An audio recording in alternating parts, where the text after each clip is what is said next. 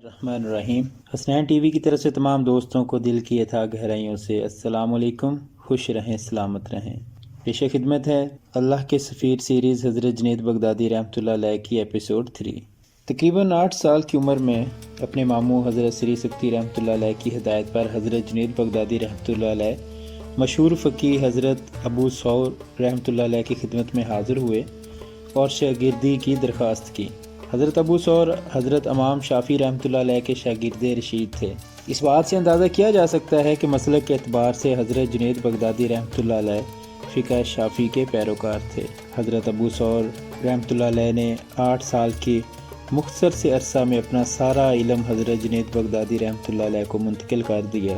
پھر اہل بغداد نے دیکھا کہ ایک 20 سالہ نوجوان بڑی ذہانت کے ساتھ فتوے دیا کرتا تھا۔ بڑے بڑے صاحبان علم جن مسائل کی گہرائیوں تک نہیں پہنچ پاتے تھے، ان مسائل تک حضرت جنید بغدادی رحمۃ اللہ علیہ کو رسائی حاصل تھی۔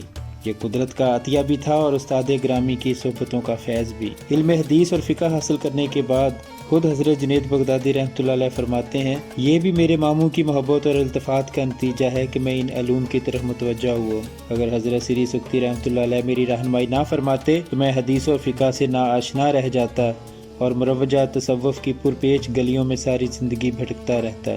میں ایک دن حضرت سری سکتی رحمۃ اللہ علیہ کی خدمت میں حاضر تھا۔ اچانک ماموں مجھ سے مخاطب ہوئے اور نہایت جذب کے لہجے میں فرمایا، جنید، میں حق تعالیٰ سے دعا کرتا ہوں کہ وہ تمہیں ایسا محدث بنائے جو علم تصوف سے بھی آگاہ ہو، مگر ایسا صوفی نہ بنائے جو علم حدیث سے بھی آشنا ہو۔ حضرت سری سکتی رحمۃ اللہ علیہ کے اس قول مبارک کی وضاحت یہ ہے کہ آپ حدیث و فقہ کے علم کو اولیت دیتے تھے۔ حضرت جنید بغدادی رحمۃ اللہ علیہ فرماتے ہیں، میں نے ساری زندگی اپنے محترم ماموں کی اس نصیحت کو پیش نظر رکھا اور سب سے پہلے حدیث اور فقہ کا علم حاصل کیا اور بعد میں حضرت ابو عبداللہ حارث محاسبی رحمۃ اللہ علیہ کی صحبت اٹھائی، اور یہی میری کامیابی کا راز ہے۔ علم تصوف کو قرآن اور سنت کے تابع رہنا چاہیے۔ جس شخص نے تصوف کے کوچے میں قدم رکھنے سے پہلے قرآن حفظ نہ کیا اور حدیث میں سند حاصل نہ کی، اسے دوسروں کی رہنمائی کا کوئی حق نہیں ہے۔ حدیث اور فقہ میں سند کا درجہ حاصل کرنے کے بعد حضرت جنید بغدادی رحمۃ اللہ علیہ نے حضرت سری سکتی رحمۃ اللہ علیہ سے عرض کیا، اب میرے لیے کیا حکم ہے؟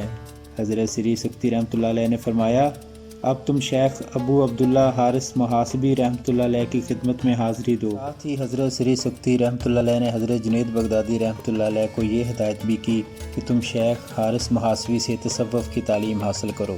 الغرض حضرت جنید بغدادی حضرت شیخ حارث محاسبی کی خدمت میں حاضر ہوئے، جو علم و فضل اور زہد و تقوی میں یگانہ روزگار تھے۔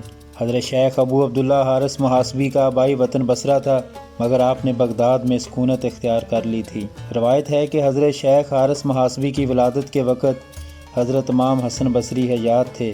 اس طرح شیخ حارث کو تبع تابعین ہونے کا شرف حاصل ہے۔ اسلامی نقطہ نظر کے مطابق تبع تابعین ان بزرگوں کو کہا جاتا ہے جنہیں تابعین کی صحبت کا اعزاز حاصل ہو، اور تابعین وہ بزرگ کہلاتے ہیں جن کی آنکھیں صحابہ اکرام رضوان اللہ علیہم اجمعین کے دیدار سے منور ہوئی ہوں۔ حضرت شیخ حارث محاسبی کے زہد و تقوی کا یہ عالم تھا کہ ان کے باپ 70,000 دینار چھوڑ کر مرے، مگر آپ نے اتنے بڑے ترکے میں سے 1 دینار بھی قبول نہیں کیا۔ جب لوگوں نے ان کا سبب پوچھا تو شیخ حارث نے فرمایا، میرے باپ مجوسیوں کے ہم عقیدہ تھے، اس لیے میرا ان سے کوئی تعلق نہیں، مگر بیٹا ہونے کی حیثیت سے ان کے وراثت کے تو آپ ہی حقدار ہیں۔ رشتہ داروں نے توجیہ پیش کی۔ حضرت شیخ حارث محاسبی نے فرمایا، میرے آقا حضور اکرم صلی اللہ علیہ وآلہ وسلم کی حدیث ہے کہ مختلف مذاہب کے لوگ ایک دوسرے کے وارث نہیں ہو سکتے، اس لیے میں بھی اپنے باپ کے ترکے کا حقدار نہیں ہو سکتا۔ حلال روزی کھانے میں حضرت شیخ حارث کی احتیاط اس درجے کو پہنچ گئی تھی کہ اگر اتفاق سے کوئی حرام لقمہ آپ کے دستے مبارک میں آ جاتا تو انگلیوں کی ایک مخصوص رگ بے اختیار پھڑکنے لگتی اور آپ فوراً ہاتھ روک دیتے۔ حضرت جنید بغدادی رحمۃ اللہ علیہ کو حضرت شیخ حارث محاسبی سے اس قدر محبت تھی کہ آپ کو چچا کہہ کر پکارتے تھے۔ موت پہ روایت ہے کہ ایک دن حضرت جنید بغدادی رحمۃ اللہ علیہ نے شیخ کو اپنے گھر کی طرف سے گزرتے دیکھا۔ حضرت حارث محاسبی کے چہرے پر شدید نکاہت اور پسماندگی کے آثار نمایاں تھے۔ حضرت جنید بغدادی رحمۃ اللہ علیہ نے یہ کیفیت دیکھ کر اندازہ کر لیا کہ شیخ فاقے سے ہیں۔ آپ نے کسی تعامل کے بغیر عرض کیا، چچا گھر میں تشریف لائیے اور کچھ نوش فرما لیجیے۔ حضرت شیخ ابو عبداللہ حارث محاسبی نے ایک نظر اپنے شاگرد کی طرف دیکھا اور فرمایا بہتر ہے، یہ کہہ کر آپ گھر میں تشریف لے آئے۔ حضرت جنید بغدادی رحمۃ اللہ علیہ نے شیخ کے سامنے دسترخوان بچھایا اور پرتکلف کھانا رکھ دیا۔ اتفاق سے گزشتہ رات پڑوس میں شادی تھی اور وہ کھانا وہیں سے آیا تھا۔ حضرت شیخ حارث محاسبی نے ایک لقمہ لیا اور اسے منہ میں رکھ لیا۔ حضرت جنید بغدادی نے حیرت سے دیکھا کہ حضرت شیخ حارث نے کئی بار اس لقمے کو منہ میں گھمایا اور پھر دسترخوان چھوڑ کر گھر سے باہر تشریف لے گئے۔ حضرت جنید بغدادی رحمۃ اللہ علیہ شیخ کے پیچھے پیچھے تھے۔ حضرت حارث محاسبی رحمۃ اللہ علیہ نے دروازے سے نکل کر ایک گوشے میں وہ لقمہ اگل دیا اور خاموشی سے واپس چلے گئے۔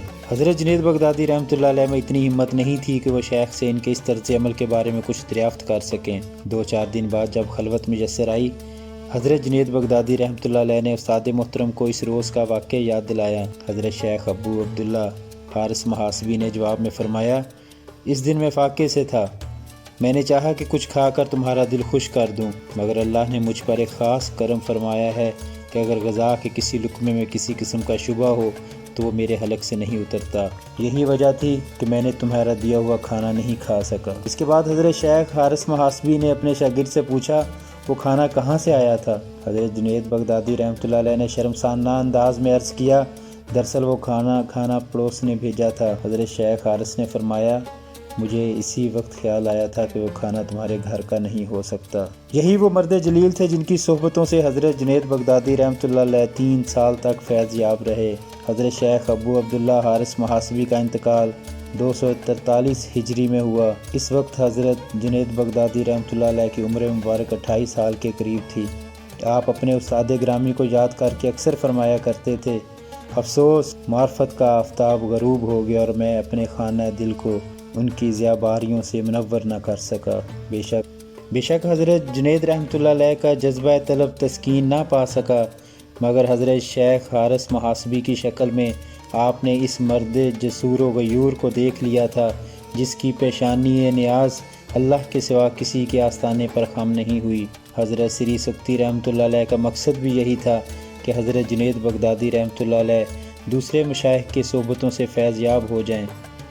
پھر جب حضرت ابو ثور رحمۃ اللہ علیہ اور حضرت شیخ حارث محاسبی رحمۃ اللہ علیہ جیسے بزرگ دنیا سے رخصت ہو گئے تو حضرت جنید بغدادی رحمۃ اللہ علیہ اپنے حقیقی مرشد کی بارگاہ میں حاضر ہوئے اور حضرت سری سکتی رحمۃ اللہ علیہ کے دستے حق پرست پر باقاعدہ بیعت